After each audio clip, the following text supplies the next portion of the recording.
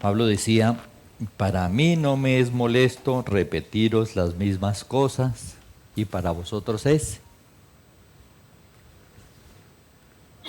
seguro. Ahí no se sabe en el versículo. Hoy los voy a rajar en un poco de cosas.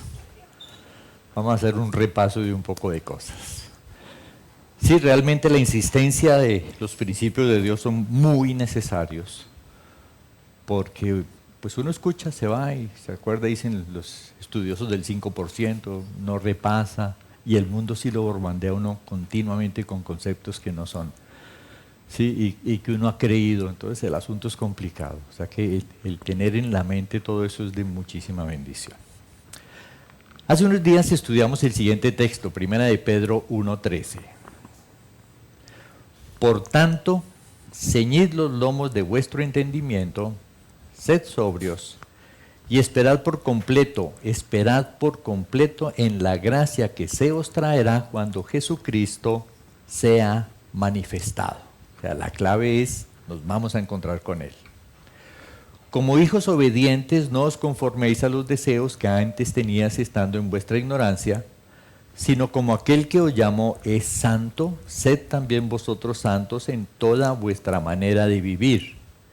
Porque escrito está, sed santo, porque yo soy santo. Y dijimos que ceñir los lomos de nuestro entendimiento para no andar planeando nuestra vida como borrachos, era algo así como concentrarnos en las verdades de Dios, ¿sí? En lo que es verdadero, no dejando que se metan conceptos y valores del mundo, sino pensando realmente de una manera inteligente y sabia. ¿Para qué? Para poder enfocar nuestra vida a vivir una buena vida, ¿sí? Y una buena vida es aquella que cuando el Señor, nos encontremos con el Señor, pues obviamente seamos felicitados por la forma en que estamos viviendo. Sin embargo, dice el verso 14 que para poder hacer eso, para poder enfocarnos y vivir para ser santos y nuestro encuentro con Dios, dice que no debemos renunciarnos a lo que todo el mundo hace, y eso implica que debemos renunciar a las cosas que el mundo toma como lo mejor. ¿Qué cosas dice el mundo que es lo mejor? Pues ser prósperos, ser influyentes, ser importantes, que la gente nos alaben, que nos admiren, que nos quieran, que podamos disfrutar de los placeres de esta vida. Creo que una de las más importantes es que podamos hacer lo que nos da la gana, ¿sí? Y a esa hay otra muy importante, y es que seamos protegidos para que nadie estorbe nuestra manera de vivir. Esos son los sueños del mundo, ¿sí? Lo que ofrecen como lo mejor. Sin embargo, dice que a todas esas cosas debemos renunciar, y seguramente a muchas otras más. Pero, examen, ¿qué es renunciar? ¿Quién me dice qué es renunciar? Bíblicamente, usted no, está castigado. ¿Qué es renunciar? Hacer que todo aquello no haga parte de nosotros ni de nuestra cotidianidad. Cancelarlo de nuestra vida. No.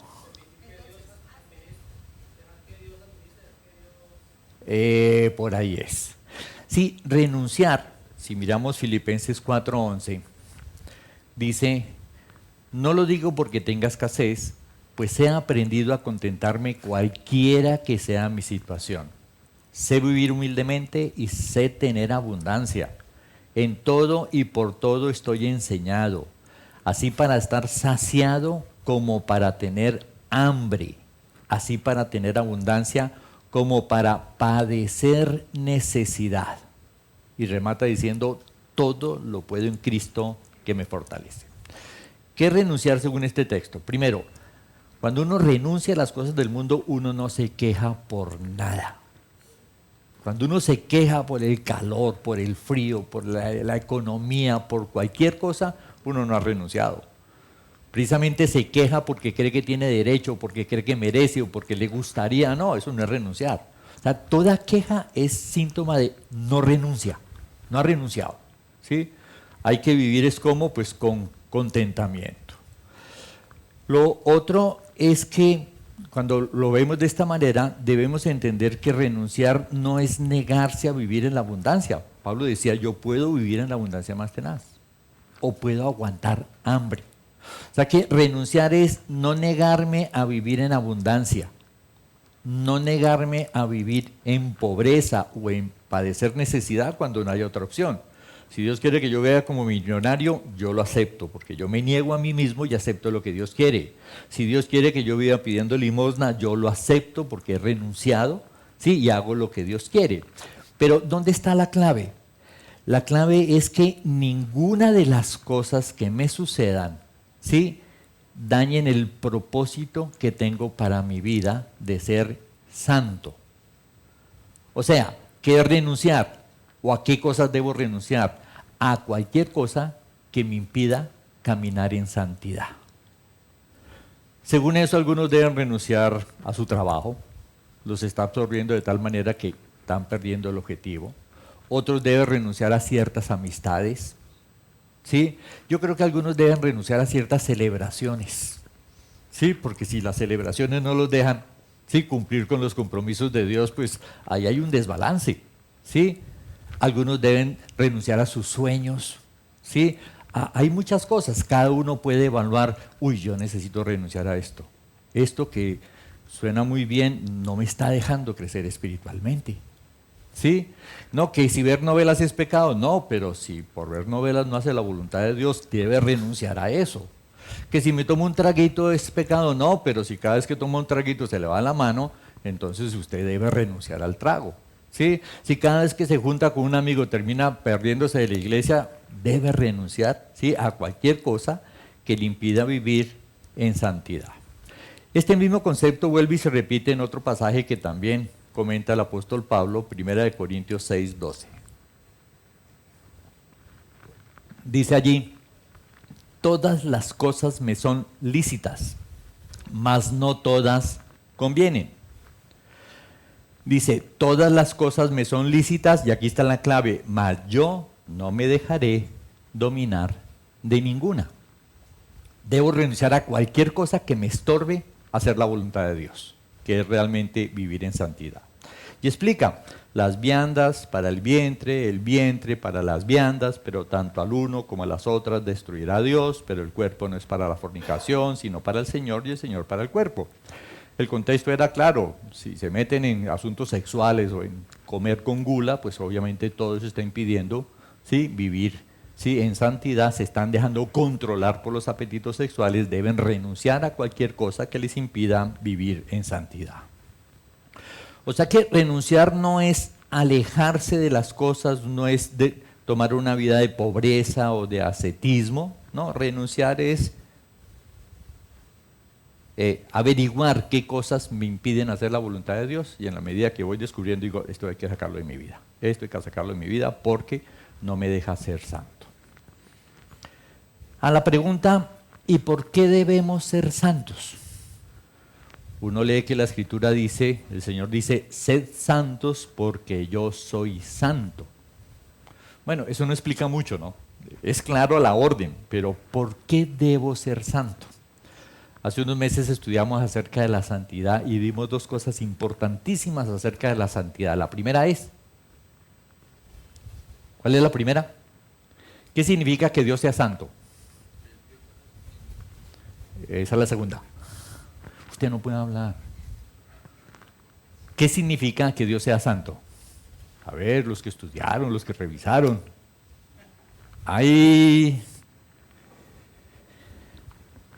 El concepto de santidad en casi todas las religiones implica que Dios es diferente a todo lo creado. Eso significa ser santo. Dios es diferente, es trascendente. Dios no puede ser afectado por nadie. Él es un ser único. Jamás ha existido ni existirá nadie como Él. Ese es el primer principio de la santidad. Solo Dios ha existido siempre, solo Dios es todopoderoso, solo Dios tiene todo el conocimiento, solo Dios, y así hay muchas características que solo Dios posee, solo Él está en todas partes. Entonces, digamos, ser santo significa eso, Dios es tan espectacular que es enormemente diferente aún de su creación. Y a veces por esa razón resulta incomprensible para el hombre, porque es que Dios es tan diferente, tan espectacular. Sí, ese es el primer principio de la santidad. Y de allí se desprende lo que dijo aquí mi amigo. Sí, como Dios es lo máximo en todo, Dios se ve obligado a vivir en función de sí mismo. ¿Por qué? Porque no hay nadie tan justo como Dios. Si Dios vive de acuerdo a la justicia de alguien, deja de ser justo. No hay nadie tan sabio como Dios. Si Dios acepta el consejo de otro, se vuelve bruto. No hay nadie tan amoroso como Dios. Si ama de acuerdo al concepto de otros, se rebaja en su amor. Dios no puede dejar de vivir para sí mismo porque es la perfección absoluta, absoluta en todo. Y entonces no se puede rebajar de allí. ¿Qué quiere decir eso? Que Dios se ve obligado a hacer todo como a Él le da la gana. Todo como a Él le da la gana, tiene que hacerlo como Él cree, como Él quiere, como Él decide, todo debe ser hecho de esa manera, porque cuando no es hecho como Dios dice, queda mal hecho. ¿Sí? Es imposible que quede bien hecho porque no hay nadie tan perfecto como Dios. Ahora, es algo así como que usted fuera la persona más capacitada en el universo para realizar cierta tarea. No hay nadie que lo pueda igualar jamás. Y la tarea debe realizarse y usted tiene tiempo y puede y es su responsabilidad. Usted tendría que hacer esa tarea. Si usted no la hace y otro la hace mal. Hay pérdida, pierde gente, falta de amor, pecado. Si Dios hiciera las cosas como los hombres queremos, dejaría de ser Dios. Y entonces esto nos muestra una enorme diferencia entre la santidad de Dios y el mandato de ser santos. ¿Sí? Cuando Dios hace todas las cosas como a Él le da la gana, todo el universo es bendecido. Cuando el hombre hace todas las cosas como le da la gana, todo sale mal, de acuerdo a los parámetros de Dios. Y el resultado final, condenación eterna. ¿Por qué entonces debo ser santo? Porque cuando yo apunto a ser santo, me estoy acercando a disfrutar de la espectacular santidad de Dios. Cualquier cosa que yo haga diferente a como Dios lo desea, hay pérdida, ¿sí? Mucha más pérdida de la que imaginamos, porque obviamente no tenemos claridad. Ahora, no es un asunto de motivación, no es un asunto de moral, es un asunto de capacidad. Usted no puede hacer las cosas como Dios las hace, jamás. Sí, entonces por eso es que hay que ser santos, porque Dios dice, esto se hace así, debes hacer esto, y es la mejor manera de hacer todas las cosas, en eso no hay discusión. Quien no acepte la santidad de Dios, quien no esté convencido que no hay mejor forma de hacer las cosas que como Dios dice que las debe hacer, no tiene ni idea quién es Dios. Pero no tiene ni idea quién es Dios. ¿Sí? Estará siguiendo un mamarracho, estará siguiendo una idea, un Dios personal. Pero que Dios diga tal cosa y uno diga, no, pero es que a mí me parece que será mejor tal cosa, eso es una declaración de lo bruto que es uno, de lo ignorante, de lo insignificante, de la incomprensión tan grande. ¿Sí? Dios es tan grande que todo tiene que ser hecho como Él dice, y ahí está su amor, su sabiduría, ahí su justicia, ahí está absolutamente todo. O sea que la clave es esa, debemos ser santos para disfrutar de la santidad de Dios. ¿Qué es ser santo? Hacer lo que Dios me dice en el momento que debo hacerlo, de la forma que debo hacerlo, con la actitud que debo hacerlo y con la esperanza que debo tener de aquello que estoy haciendo. ¿Sí? En el tiempo de Dios, a la manera de Dios, con la actitud de Dios, ¿sí? Y con la esperanza, o sea, esperando lo que Dios realmente ha prometido, no lo que Dios no ha prometido. Ahora, cuando uno entiende eso, uno elimina tantas cosas y tantas cucarachas de su vida, y no se pone a dar disculpas ni nada, más bien uno dice, uy Señor, perdóname, estoy grave, no estoy dejando que mi mente, sí, no estoy ciñendo mi mente, estoy pensando pendejadas, estoy pensando boberías, tengo valores equivocados, el mundo me tiene engañado. ¿Cómo se me ocurre pensar que haciendo las cosas diferentes del Creador las cosas van a salir bien? Es entender la grandeza de Dios. Ahora, eso puede parecer una exigencia muy grande, sed santos porque yo soy santo. Sin embargo, la semana pasada leímos, 1 Tesalonicenses 5:23. Dice, y el mismo Dios de paz os santifique por completo. O sea, ¿qué asunto arreglado? Si yo quiero ser santo, ¿quién me va a santificar? Dios.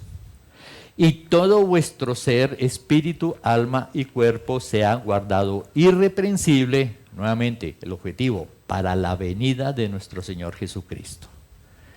Y vuelve e insiste, fiel es el que os llama, el cual también lo hará. Sin embargo, aunque está la promesa de Dios de que yo te santifico si tú quieres, hay que recordar ese punto precisamente. Tenemos libertad. Tenemos libertad para decirle a Dios, Dios, yo no quiero ser santo. No me interesa ser santo. ¿Ya? Solo que esa libertad, pues, ¿qué es libertad? El concepto de libertad del mundo es tan tristemente engañoso. Uno puede escoger dos reinos. O usted vive bajo el reino de Dios convirtiéndose en su siervo y aprendiendo a ser santo, o usted vive bajo el reino de las tinieblas. Jesús le dijo muy claro a los judíos, el que hace pecado, esclavo es del pecado. ¿Sí? Y la esclavitud no está en que usted no pueda hacer lo que le dé la gana. La esclavitud está en los pésimos resultados de hacer lo que le da la gana. Angustia, estrés, resentimientos, amarguras, una cantidad de daños emocionales tenacísimos, producto de no hacer las cosas bien. Sí, hace unos días aconsejaba a alguien con una situación muy complicada con su hijo y todas esas cosas. Después de escuchar un rato uno no tiene sino que decir, bueno, la verdad es que usted no ha educado a su hijo, chupe. ¿Qué le vamos a hacer ya viejo para educarlo? Y tal cosa y tal otra. O sea, hay muchísimas cosas que recibimos y que pasamos ratos amargos por no haber sido santos, por no haber hecho las cosas de la mejor manera. O sea que existe la libertad de o soy santo o soy esclavo. Y obviamente la santidad trae muchísimos más beneficios. El problema es que no hay claridad en nuestros pensamientos. Por ejemplo, cuando una persona toma la decisión de no ser santo o de no obedecer a Dios en algo, su pensamiento debería ser así: Señor, no quiero hacer tu voluntad. Yo sé que lo tuyo es lo mejor. Yo sé que lo que voy a hacer, aunque me gusta, es una porquería y va a destruir mi vida, pero yo la quiero hacer. ¿Pensamos así cuando vamos a pecar? Jamás. No pensamos, porque es que ni siquiera no pensamos. O sea, apagamos ahí el wifi espiritual y hacemos las vainas y luego con el tiempo vienen las consecuencias. ¡Ay, yo debí! Mire, cada vez que tomemos la decisión de desobedecer a Dios, si viéramos la realidad, si ciñéramos los lomos del entendimiento, ¿sabe cuáles serían nuestros pensamientos? Por ejemplo, Señor, yo no quiero experimentar esa paz que sobrepasa todo entendimiento. Yo quiero seguir sintiendo angustia. ¿Sí? O sea, no te obedezco porque no quiero experimentar esa paz que sobrepasa todo entendimiento, quiero seguir angustia. Señor, yo no quiero aprender a amar a pesar de. Yo quiero seguir siendo indiferente y teniéndole bronca y odio a la gente. Yo vivo chévere así. Yo no quiero experimentar la tranquilidad de estar en tu mano, de tu protección. No, yo quiero seguir sintiendo estrés, preocupación, miedo de todo y asustar a mi familia y con todos mis traumas. Yo quiero vivir así. Yo no quiero experimentar contentamiento. Yo quiero vivir frustrado porque no soy millonario, sintiendo muy miserable, un desgraciado porque no hice las cosas. Yo no quiero contentamiento, yo quiero vivir mal, amargado por no haber logrado ciertos objetivos. Yo no quiero estar sujeto, yo quiero ir en contra de Dios, de mi marido, de todo el mundo. Mucho a mí me importa un rábano, yo no quiero vivir con contentamiento. Y yo no quiero perdonar a nadie, ¿sí? Yo quiero odiar a la gente y no me importa que usted no me perdone. ¿Pensamos así cuando vamos a hacer algo? No pensamos nada. Peor aún, pensamos que nos va a ir bien. O sea, qué ignorancia acerca de la grandeza y de la santidad de Dios. Si realmente ciñéramos los lomos de nuestro entendimiento, pues no creeríamos las ridiculeces del mundo y haríamos siempre las cosas de Dios. Yo recuerdo comenzando mi vida cristiana cuando me llegaba alguna carnalidad. Sí, y yo decía, voy a hacerme largo, voy a hacer con mi vida lo que me dé la gana. Y el pensamiento que había en mi mente es, no saldrás de mi mano. No conseguirás un solo peso más del que a mí me dé la gana, me decía Dios. Que vas a buscar mujeres, no levantarás ni una mujer si yo no quiero.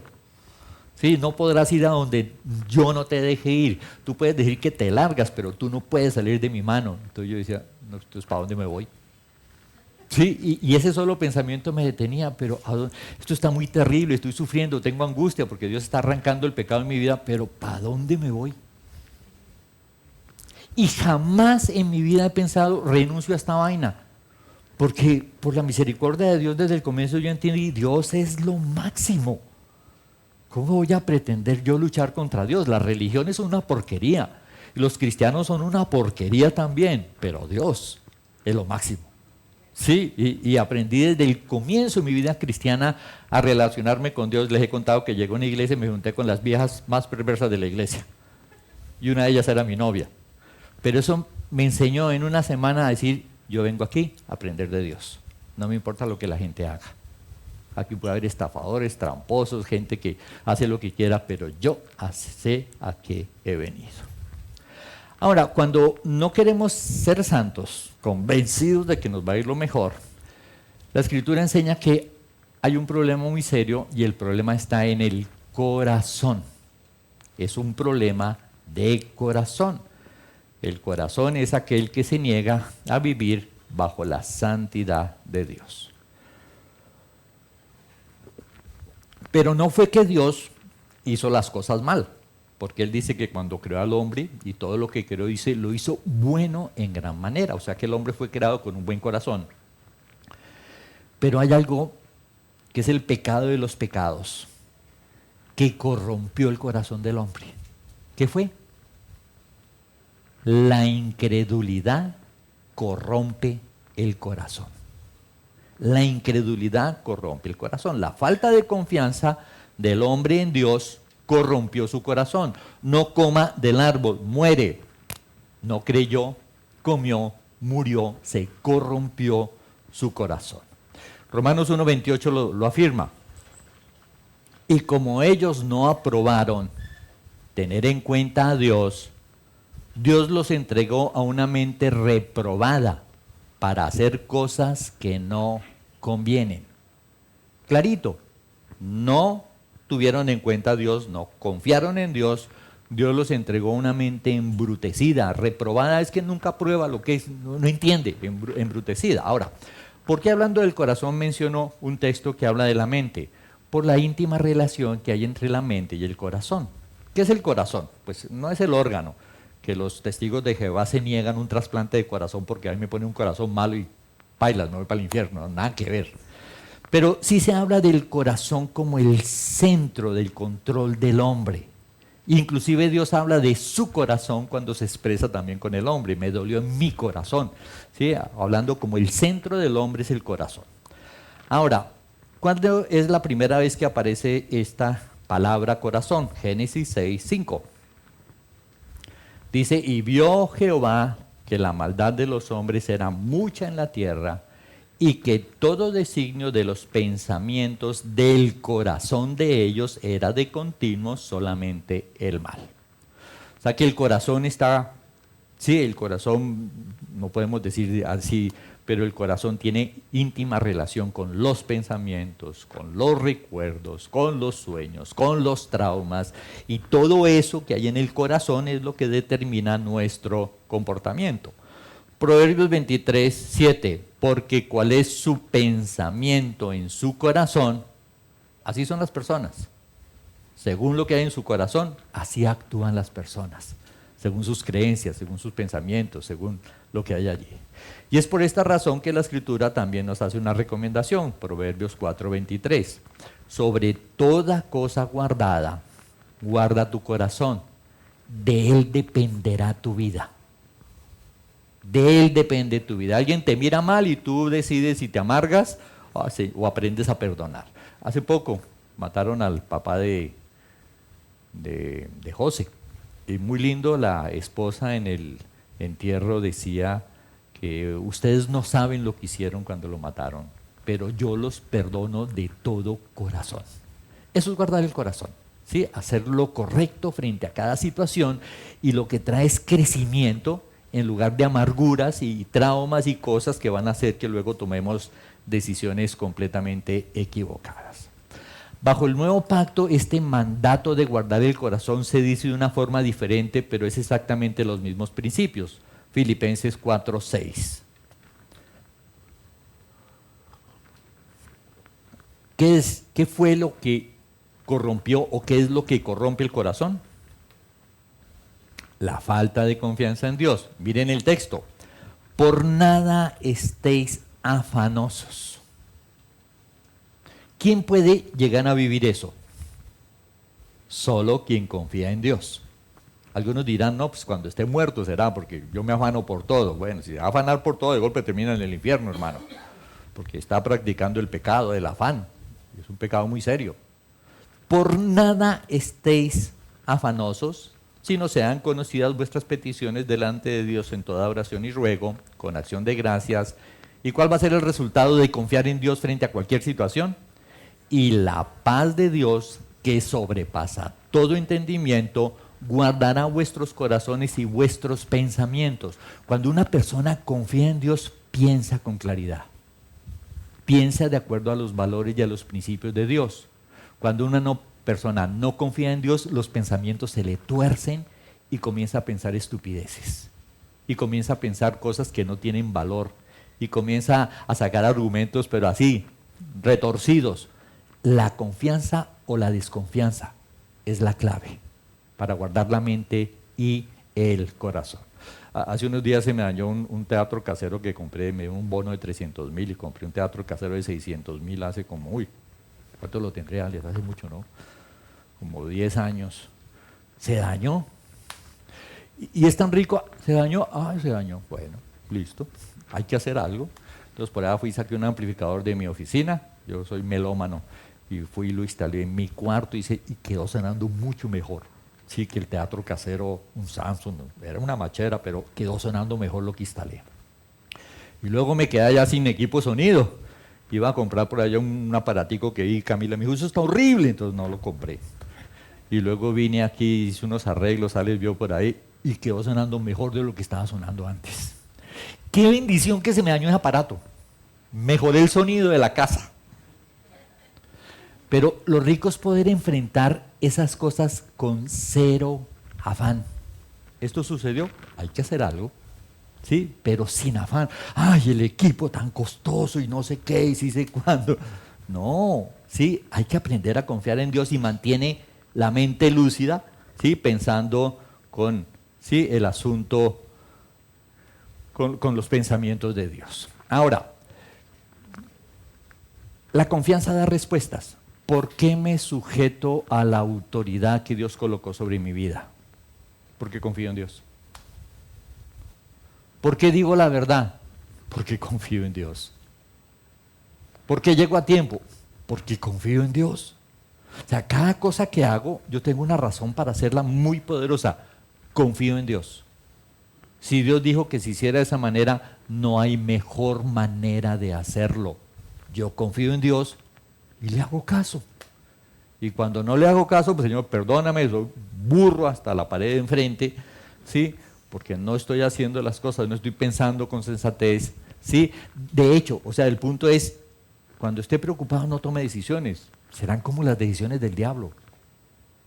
No es el Espíritu de Dios tomando decisiones cuando usted está preocupado. Discúlpeme, en pecado, ¿sí? Medio complicado.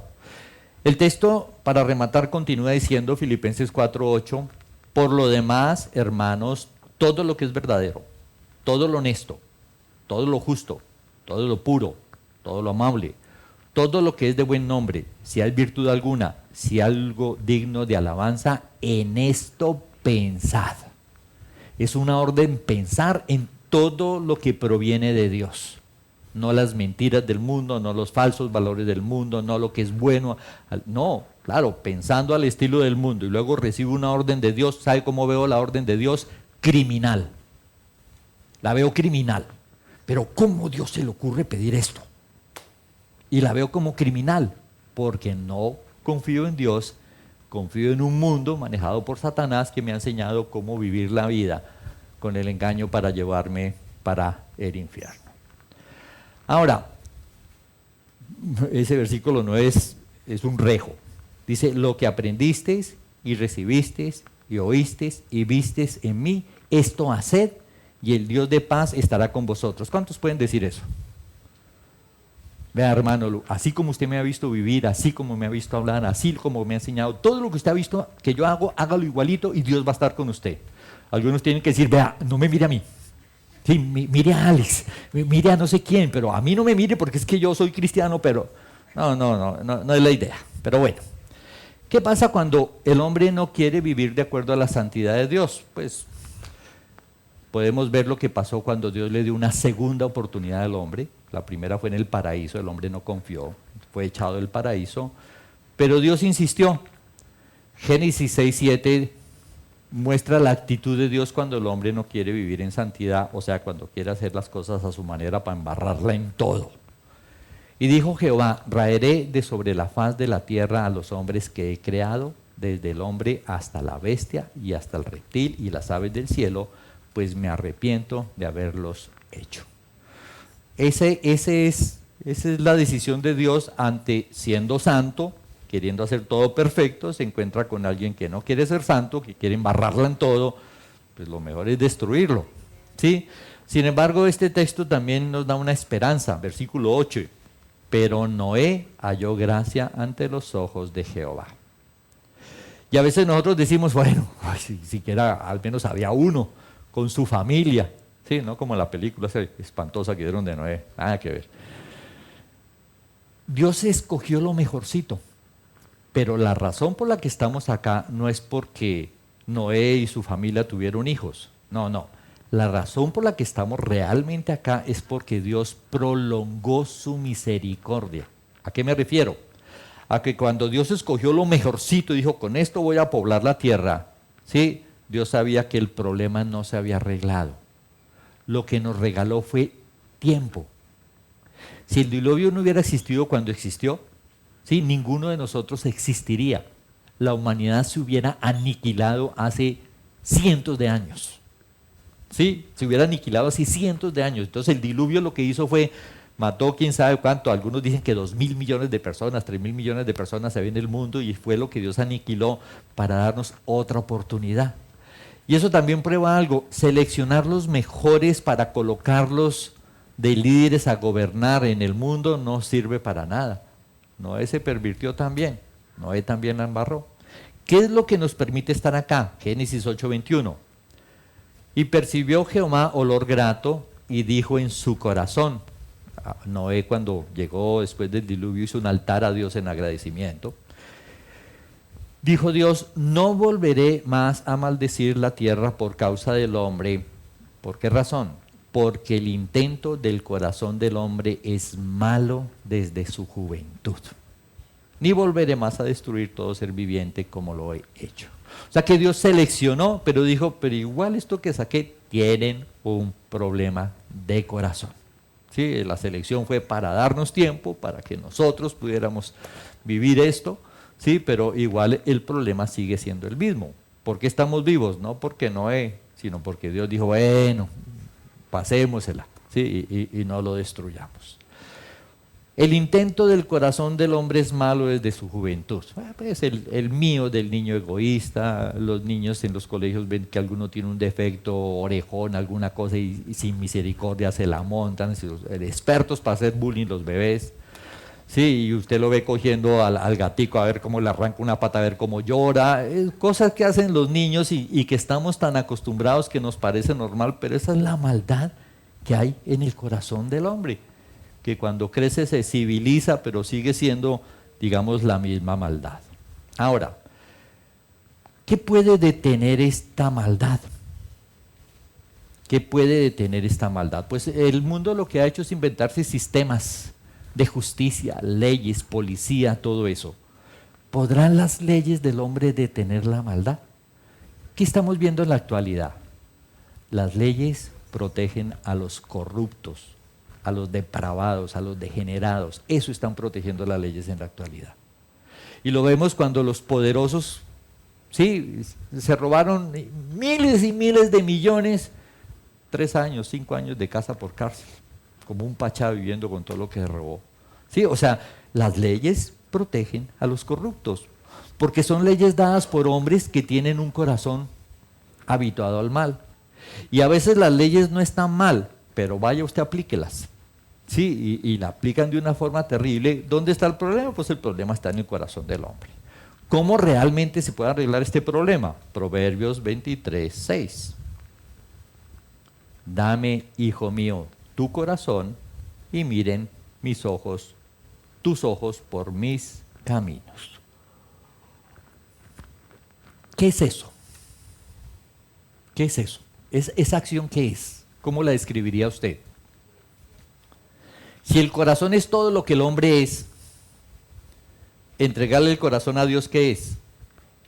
Es decirle, aquí está mi vida. Haz lo que te dé la gana. Tú eres Dios, tú eres santo, tú eres perfecto. Tus decisiones serán lo mejor para mi vida. Dime qué hay que hacer y yo lo hago. Eso es entregar el corazón. Cuando una persona hace eso, quiero que tú dirijas mi vida, es porque hay confianza. ¿Sí? Y esa confianza es lo que permitirá que el hombre mire por los caminos de Dios. O sea que la clave está en entregarle el corazón a Dios, que es entregarle nuestra vida a Dios, dejar que Él se meta en todas las áreas de nuestra vida, no solamente en algunas. Hay un versículo que me ha gustado muchísimo, me parece muy, no sé, muy tierno, muy hermoso. No sé si ustedes piensen lo mismo, ya estoy viejo, pero bueno. Salmo 110:3. Dice, tu pueblo se te ofrecerá voluntariamente en el día de tu poder, en la hermosura de la santidad. Me parece espectacular. ¿Qué es lo que dice? Dice que cuando el pueblo de Dios se hace consciente de la grandeza de Dios, se entrega por completo. O sea, ¿cómo no me voy a entregar a un Dios que es tan espectacular? ¿Sí? Que además en Jesucristo ha dado muestra de un amor eterno. Entonces, cuando el creyente entiende el poder de Dios, no le pone peros a Dios en nada, sino que se entrega por completo, y por eso hablan de la hermosura de la santidad. Pero ¿qué ve uno en muchos cristianos? ¿Y usted por qué está haciendo eso? No, porque toca. Es que Dios prohibió. Qué vaina. Bueno, será aguantarse. O sea, una cosa es obedecer porque toca.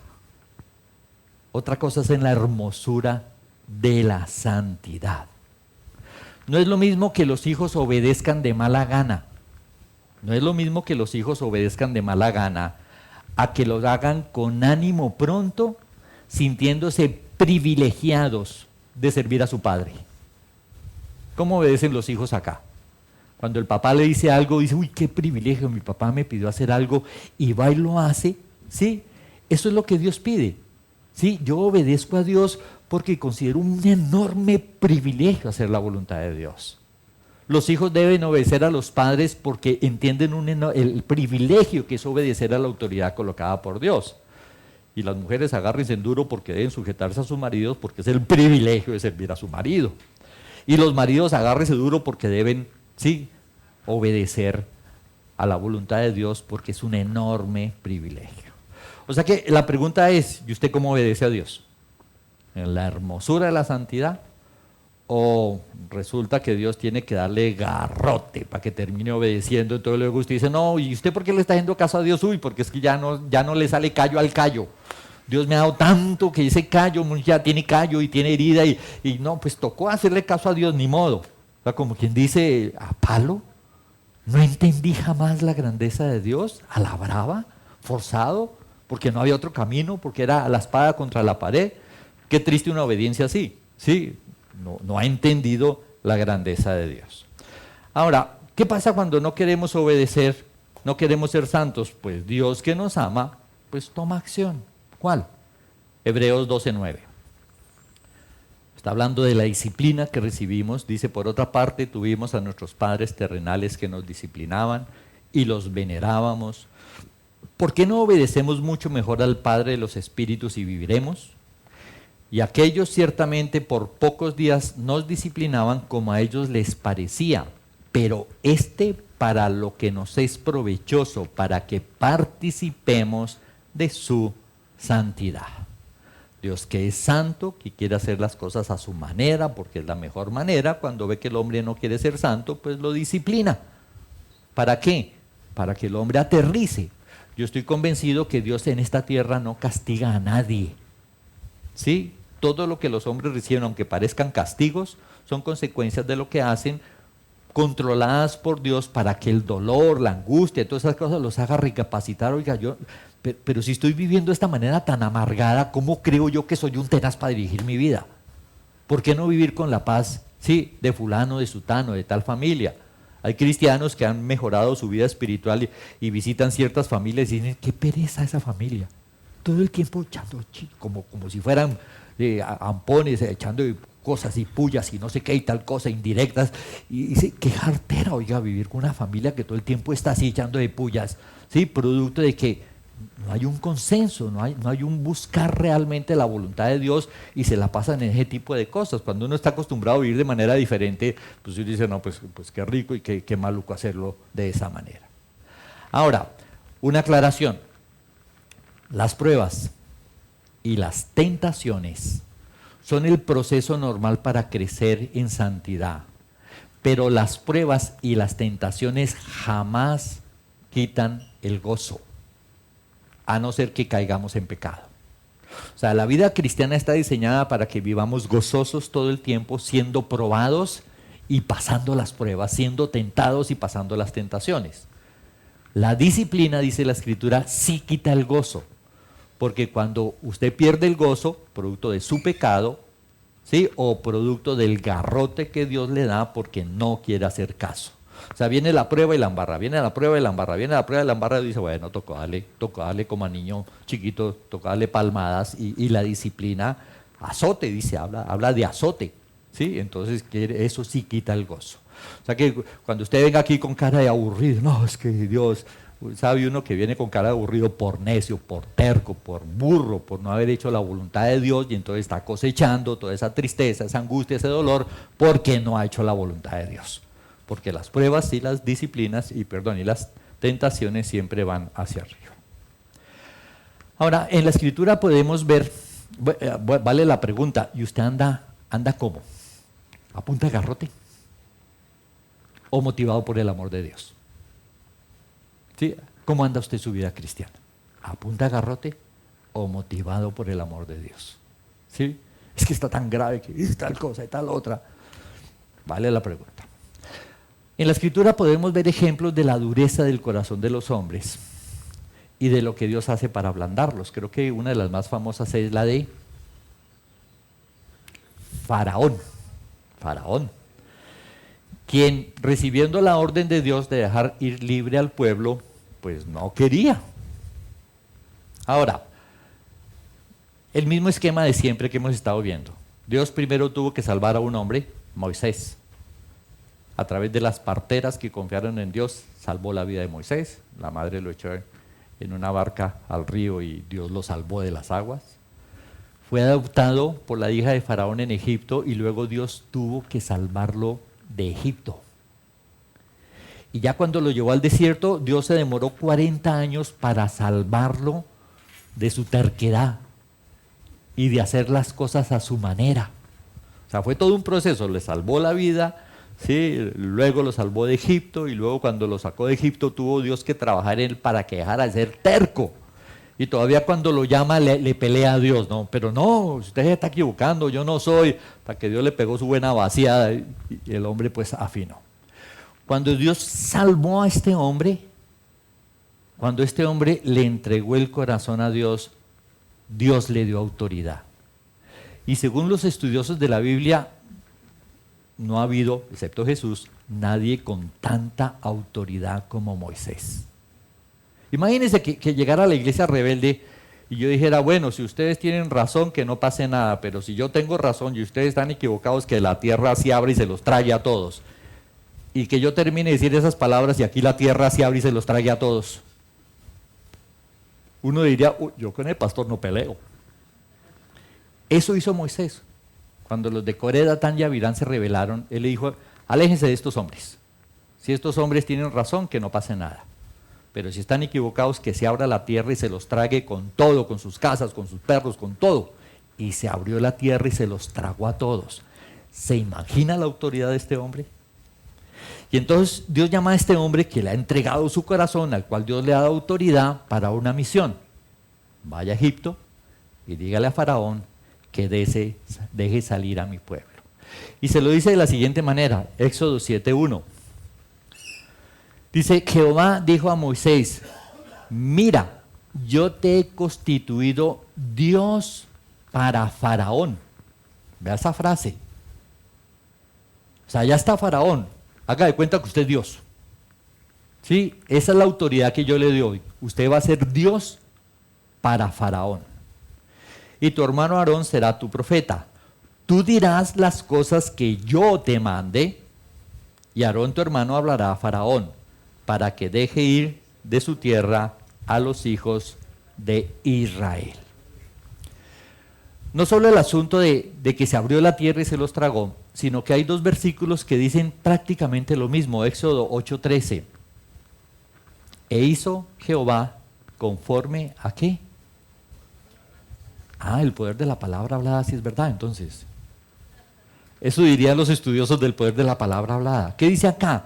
Que Dios hizo conforme a como Moisés dijo. La explicación es muy sencilla. Claro, Dios hizo como Moisés dijo porque Moisés dijo como Dios le dijo.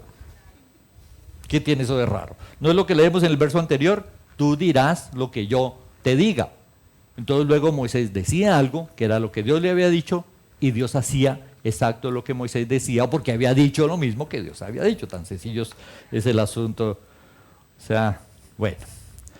Ahora, el asunto es que obviamente Dios no respalda las palabras de los hombres, y esto nos enseña un principio muy importante, ¿sí? ¿Dónde está la autoridad del hombre de Dios, del siervo de Dios, del pastor, del profeta? ¿Dónde está su autoridad? Su autoridad está en el conocimiento de la voluntad de Dios. Tiene que ver con conocer la palabra de Dios muchísimo, tiene que ver con conocer los corazones de los hombres, tiene que ver con entender cómo Dios trata a los hombres para sí, llevarlos a ser santos, tiene que ver con los objetivos que Dios tiene. Cuando uno tiene un panorama de todo eso, es fácil decir cosas que se cumplen al pie de la letra. Yo hay gente que le he dicho, mira, si no haces tal cosa, te va a pasar tal cosa, y le pasa. Y a veces cuando vienen y voy a decir algo, dicen, no me diga nada, mejor no me diga nada. Digo, no, es que no es ninguna adivinación, tiene un sentido muy lógico. Entre más conoce una persona la voluntad de Dios, más autoridad tiene. Eso no libra a la feligresía de aprender a conocer la palabra, porque usted dice, no, es que fulano sí sabe, y usted qué sabe si un día se escacha, y usted termina obedeciendo lo que no debe obedecer, o desobedeciendo lo que sí debe obedecer. Todos debemos estudiar la palabra de Dios, no solo para saber qué obedecemos, sino para saber qué mandamos, ¿sí? Porque esto es de doble vía. Pero lo cierto es que Moisés fue colocado como la suprema autoridad sobre la vida de Faraón. Esa es la absoluta verdad. La pregunta es, ¿y Faraón lo creía? O sea, cuando llega ese tipo con un bastón y dos viejitos ahí de 80 años, ¿sí? Porque Aarón era mayor, ¿sí? De cuidar cabras por ahí en el desierto, pues no pienso que llegara muy lujoso, ¿sí? Las películas son muy bonitas, pero olvídese. Un par de viejos andrajosos llegaron a decirle que dejara salir al pueblo de Israel, que era la fuente productiva barata de Egipto. O sea, le estaban proponiendo una estupidez. ¿Cómo voy a dejar yo a mis esclavos? ¿Cómo construyo? Me tiro la economía del país, o sea, nada que ver. O sea que cuando estos hombres llegaron, Faraón no entendía que Moisés era un representante de Dios. Faraón jamás llegó a pensar que la voluntad de Dios era dejar ir al pueblo de Israel. Más aún, ¿cuál Dios? Habiendo tantos dioses. Sí, o sea que Faraón no entendió, sí, no entendía quién era su autoridad. ¿Usted sí entiende quién es su autoridad? ¿Ustedes sí entienden quiénes son sus autoridades? ¿Por qué es tan importante entender la autoridad, reconocer la autoridad? Si usted no reconoce cuál es su autoridad, ¿cómo sabe que le está obedeciendo? ¿Cómo podrá ser santo si ni siquiera reconoce la autoridad? O sea que hay que reconocer la autoridad. Si Moisés fue constituido Dios para Faraón, lo que Moisés decía, ¿qué pasaba si Faraón no lo hacía? ¿Iba en contra de quién? ¿De Moisés? De Dios. En el desierto muchas veces luego Moisés lo dijo, cuando el pueblo venía todo furioso y le decía, no, discúlpenme, ustedes no se están rebelando contra mí, yo no soy nadie, su problema es con Dios. Eso sigue siendo verdad ahora. Sí, cada vez que desconocemos y vamos en contra de la autoridad, el problema no es con la autoridad, eso es lo de menos. El problema es con Dios. Ahora, existen las autoridades que conocen la voluntad de Dios, que fueron puestas para ayudarnos a ser santos, y existen las autoridades que no saben nada de Dios, que son usadas por Dios a pesar de, no a propósito, sino a pesar de. Entonces toman decisiones en el país y esas cosas, y uno aprende a sujetarse a Dios y uno recibe bendición. Continúa la historia de Faraón y dice Éxodo 7:3.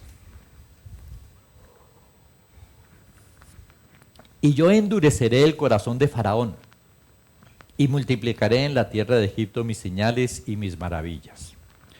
Y Faraón no os oirá, mas yo pondré mi mano sobre Egipto y sacaré a mis ejércitos, mi pueblo, los hijos de Israel, de la tierra de Egipto con grandes juicios.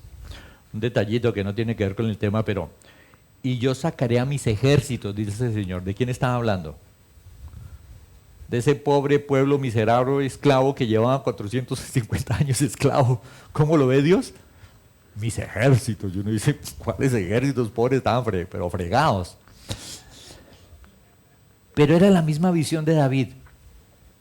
¿Recuerdan cuando llegó el filisteo y los acobardaba a todos? Y llegó David y vio la escena del filisteo gigantesco haciendo correr a los judíos. ¿Qué dijo David?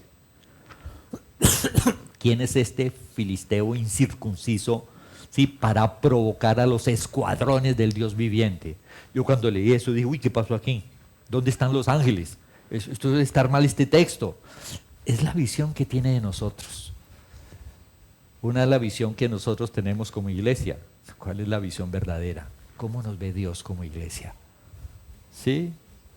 Como su verdadera iglesia. Súper ese detalle. Pero bueno, no es dentro del tema. El asunto es que yo endureceré el corazón de Faraón. Y toda la gente dice, uy, pero ahí sí está grave. O sea, Dios le da una orden y luego coge el corazón y se lo pone bien chueco para que no haga caso y luego le haga garrote por no hacer caso. Bueno, esa es la concepción mal entendida, ¿sí? de la predestinación y un poco de doctrinas que no están bien entendidas. ¿Cómo es este asunto del corazón? Mire, si creyéramos realmente que Dios coge el corazón de una persona y lo vuelve de piedra para que no pueda creer en él, entonces el 90% de la Biblia hay que botarla a la caneca. Porque a lo largo de toda la Biblia nos dice todo el tiempo, camine, haga caso, esfuércete, crea, todo el tiempo, sea santo. O sea, si Dios nos da órdenes el 90% de la Biblia y luego en un pedacito dice, pero usted yo le voy a poner de piedra el corazón para que no me haga caso. Entonces uno diría, entonces, ¿por qué me castiga si me está endureciendo el corazón para luego darme? No, eso no es así. Cuando Él habla de endureceré el corazón, ¿sí? Dios está echando mano de algo que se llama la presciencia de Dios. ¿Qué es la presciencia de Dios? Hechos 2:23. Cogieron a Jesús y lo crucificaron. Uno escucha que los discípulos en el camino de Emaús dice, y vino Jesús, hizo milagros y tal cosa, y nosotros esperábamos que Él fuera el que salvara al pueblo de Israel, y lo cogieron preso, y lo mataron. Y dice que iba a resucitar, pero nada. Esta es la visión de los apóstoles en el camino de Emaús. Pero cuando cogieron a Jesús, dice la Escritura, Hechos 2:23, refiriéndose a Jesús, a entregado por el determinado consejo y anticipado conocimiento de Dios, prendisteis y matasteis por manos de inicuos, crucificándole. ¿Qué es lo que dice allí? Dios lo planeó. Y para que lo cogieran preso, Dios usó gente prácticamente gobernada por Satanás. ¿Cómo es que Dios, respetando la libertad del hombre y dejando que el diablo los maneje, termina haciendo todas las cosas bien para sus planes? La clave está en el conocimiento que él tiene de las cosas que van a pasar adelante. Él sabe cómo va a reaccionar cada persona en cada situación. Precisamente la promesa de 1 Corintios 10:13 tiene íntima relación con ese conocimiento. Dice, no os ha sobrevenido ninguna tentación que no sea humana, pero fiel es Dios que no os dejará ser tentados más de lo que podáis resistir. ¿Cómo hace Dios para programar las tentaciones solo del tamaño que usted las puede pasar? Pues por su conocimiento que tiene de las cosas. Sí, él dice, si la pongo de este tamaño, cae. No, de este tamaño él va a crecer espiritualmente. ¿Por qué caemos en las tentaciones? Dice, sino que dará también juntamente con la tentación la salida para que podáis soportar. Cuando caemos en una tentación es porque Dios nos dio la oportunidad de pensar lo correcto y pensamos boberías y caímos en la tentación. Entonces no es que Dios endureció el corazón de Faraón, Dios programó las cosas con la opción de que Faraón pudiera hacerle caso a Dios, no le dio la gana, y Dios, que conocía de antemano lo que iba a suceder, dijo, no, pues esto es lo que va a pasar. Pero una cosa es que Dios diga eso y otra cosa es que Dios mismo endurezca el corazón. Además, cuando uno ve el resultado final, dice Éxodo 7:5, y sabrán los egipcios que yo soy Jehová, cuando extienda mi mano sobre Egipto y saque a los hijos de Israel de en medio de ellos. O sea que aún iba a haber una manifestación de Dios para el pueblo de Egipto, lo cual era de bendición. ¿Quién era Faraón? Bueno, es importante tener en cuenta quién era este Faraón que se oponía a la voluntad de Dios. Porque no era un hombre humilde, sí, quién sabe si buena gente, pobre, ignorante. Era el rey del mundo. Egipto era la potencia, ¿sí?, el imperio del mundo en aquella época. Considerados semidioses, casi dioses, donde el faraón decía, maten a fulano, mataban a fulano. Ahí no había apelación, nada. O sea, esos hombres decidían con la vida de la gente y hacían lo que les daba la gana. Y entonces un hombre que maneja ese imperio con ese poder, cuando llegan y le dicen, no, deje salir al pueblo, ¿sí? ¿El qué va a entender que está yendo en contra de Dios? Él dice, me están proponiendo una cosa terrible, la fuerza laboral de Egipto, el sustento, el modo de vida de los egipcios, todo se va a caer al piso, ¿sí? Todo se va a caer al piso si hago lo que este par de viejos locos me están pidiendo, ¿ya? Y obviamente, ¿por qué pensaba él de esta manera? Porque cuando no se confía en Dios, se corrompe el corazón y se piensan cosas absurdas.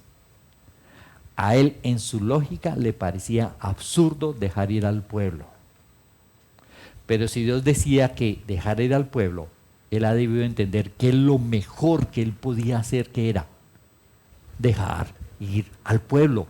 Pero es que la economía no importa todos los pensamientos. Si Dios dijo que lo deje ir, lo mejor que usted pueda hacer es dejar ir al pueblo. Yo veo que hoy ocurre igual. Dios dice que hay que ser fiel con los diezmos. ¿Por qué la gente no diezma? Porque su falta de fe le corrompe el entendimiento. Entonces dicen, no, si yo me gano 100,000 y doy 10,000, con 90,000 compro menos. No, diezmar no es provechoso, económicamente no sale bien. Entonces, como económicamente no sale bien, pues yo esta página me la paso por encimita porque ahí sí están equivocados. Es el mismo pensamiento. La pregunta es, ¿y cómo le salió la maroma a Faraón? ¿Sí le fue bien al no dejar salir al pueblo? Pues resulta que él pensó que era un asunto que económicamente y en su orgullo y de muchas cosas, sí, lo mejor era no dejarlo ir, pero cuando uno se opone a la santidad de Dios y a los santos mandatos de Dios, no hay tutía, le va mal. Sí, pueda que se demore en entenderlo, pero le va mal, mal, mal. ¿Sí? ¿Qué le pasó a Faraón? Pues sencillo, se quedaron sin agua. Imagínense, sin agua. Se murieron todos los peces, sin comida. ¿Eso es costoso? Les tocó cavar pozos alrededor del río para sacarle el agua medio filtrada y poder medio sobrevivir. ¿Costoso? ¿Le salió costoso eso? Pues claro que le debió salir supremamente costoso todo ese, sí, todas esas cosas que le tocó hacer, ¿sí?, para salir de ese río. Pero no solo se quedó sin agua, parece que las ranas sí salieron rápido del río y se invadió todo de ranas. Eso había sopa de rana, caldo de rana, jugo de rana, ranas por todos lados, en las cobijas, en todos lados ranas. ¿Se imagina usted el tiempo y el desperdicio económico de estar sacando ranas? El mal olor de las ranas muertas. Eso trae un perjuicio en todo sentido, económico también. Bueno, no paró con las ranas, luego llegaron los piojos, ¿sí? A calviarse la cabeza porque ya no aguantaban la rasquiña de los piojos. ¿Cuántas cosas tuvieron que hacer para sacar los piojos? Y cuando terminaron los piojos llegaron las moscas. Piensen en toda la incomodidad, en todo el perjuicio que esto trajo. Luego se murió todo el ganado. ¿Será que perdió? Todo el ganado se murió. Y luego que se murió todo el ganado, pues resulta que le comenzaron a dar úlceras, o sea que cicatricura la lata por todos lados, costosísimo. Luego cayó granizo y destruyó por completo las cosechas. Ah, es que es más económico no hacerle caso a Dios, ¿seguro? Le cayó el granizo y acabó con las cosechas, y lo que quedó, vinieron las langostas y se lo comieron. No, pues le fue re bien, ¿sí? Le fue re bien. Luego tiniebla por 3 días y al final perdieron lo más querido. Todos sus primogénitos murieron. La pregunta ¿es más económico no hacerle caso a Dios? ¿Es más rentable no hacerle caso a Dios? Jamás. Pueda que no percibamos el daño, pueda que no percibamos lo que nos estamos perdiendo porque no está llegando, pero siempre resulta de muchísimo más bendición hacerle caso a Dios. Hoy sigue siendo igual, ¿sí? Es más rentable obedecer a Dios que no obedecerle. Bueno, ahora sí, después de esta introducción, comenzamos con lo que pasó en Egipto, pero lo hacemos la próxima semana. Vamos a orar.